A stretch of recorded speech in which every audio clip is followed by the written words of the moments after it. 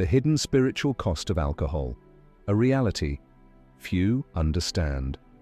Since the dawn of civilization, humans have sought ways to transcend the burdens of life, to step beyond the limits of ordinary perception, to silence the mind's chatter, and to chase moments of oblivion.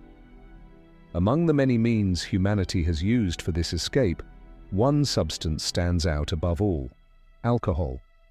It has been woven into the fabric of human culture, marking both moments of triumph and despair, creativity and destruction. But beyond the surface, beyond the physical and psychological effects that are well documented, lies a deeper, often ignored consequence, one that exists on the spiritual level. Despite alcohol's global acceptance, its widespread use, and its entanglement in religious and social rituals, few stop to consider what it truly does to the soul.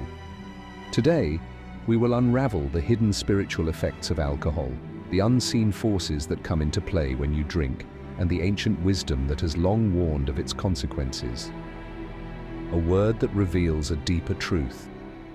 To understand the true nature of alcohol, we must trace its roots, both linguistically and historically. The word itself originates from the Arabic al-kuhul, referring to a finely powdered substance once used as an eye cosmetic. But for alchemists, this word carried a far deeper meaning. Alcohol was seen as an essence extracted from a material, something purified and distilled, yet also something capable of consuming what it touched. In this sense, alcohol was seen as a body-eating spirit, a volatile force capable of separating the physical from the immaterial. It is no coincidence that to this day we refer to alcoholic drinks as spirits. In ancient times, the dual nature of alcohol was both revered and feared. It was used in religious ceremonies, offered to gods, and seen as a medium for divine connection. But alongside this sacred use came a warning. Alcohol could bring enlightenment, but it could also invite darkness. Alcohol and the energy body, the unseen consequences. Modern science has long studied alcohol's effects on the body and mind, how it slows cognitive function, impairs judgment, and weakens emotional control.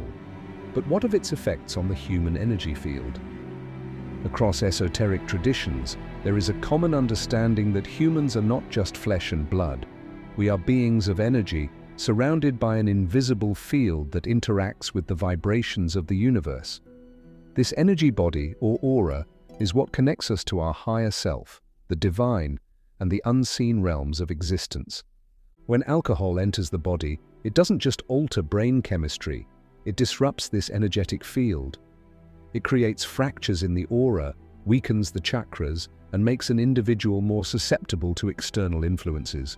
This is why, after excessive drinking, people often describe feeling disconnected, lost, or as though they are not fully in control of their own actions. The protective shield of their spiritual self has been compromised, allowing lower vibrational energies to seep in. Some traditions speak of entities that feed off these weakened states, beings that thrive on the confusion, imbalance, and addiction that alcohol can create. The disconnection from the higher self. One of the most profound effects of alcohol is how it severs our connection to higher states of consciousness. The root chakra, the energy center tied to survival and earthly desires, becomes overstimulated, while the crown chakra, which links us to divine awareness, is suppressed. This creates a dangerous imbalance, an increased desire for material indulgence, a decreased ability to perceive spiritual truths. The result? A cycle of escapism where alcohol becomes not just a drink, but a tool for avoiding the deeper realities of life. Many spiritual traditions have warned of this. The yogic texts emphasize the importance of keeping the body and mind pure in order to attain higher wisdom. The Buddha spoke of intoxicants as obstacles to enlightenment.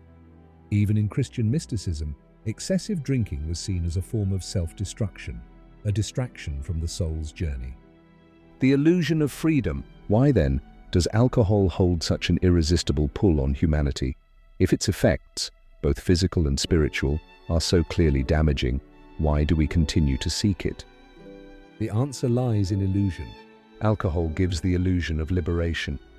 It tricks the mind into believing it has escaped the constraints of reality, that it has overcome fear, insecurity, or inhibition. For a fleeting moment, the weight of existence seems lighter. But this freedom is temporary, and when it fades, it leaves behind a deeper emptiness. It is a false awakening, a momentary euphoria that, rather than expanding consciousness, pulls it further into the material world. Instead of bringing us closer to enlightenment, it chains us to cycles of indulgence and regret.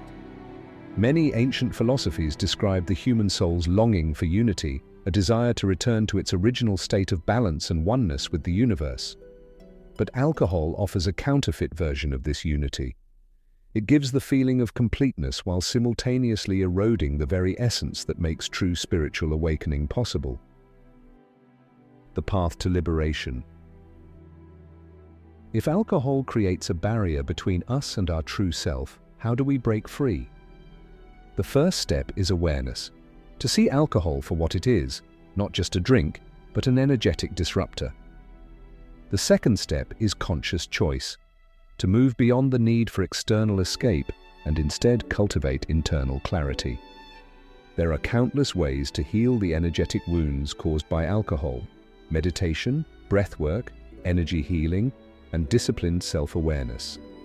But the greatest step is the willingness to reconnect with one's true nature, to find joy, peace, and transcendence not in substances, but in the depths of one's own being. Throughout history, many spiritual masters have walked this path. Plato spoke of the soul's ascent beyond the illusions of the material world. Lao Tzu described the Tao as a state of harmony beyond indulgence and excess. Even Socrates emphasized self-mastery as the foundation of wisdom. The question we must ask ourselves is this: do we seek truth or do we seek distraction? A final reflection.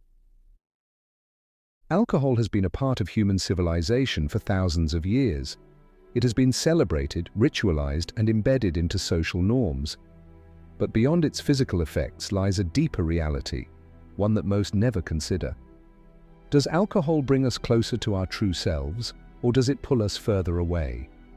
Does it elevate our spirit, or does it fracture our connection to higher awareness? And most importantly, are we willing to see the illusion for what it is? The path to true freedom lies not in external substances, but in the reclamation of our own power, the realization that everything we seek is already within us. Thank you for watching. See you on the next one.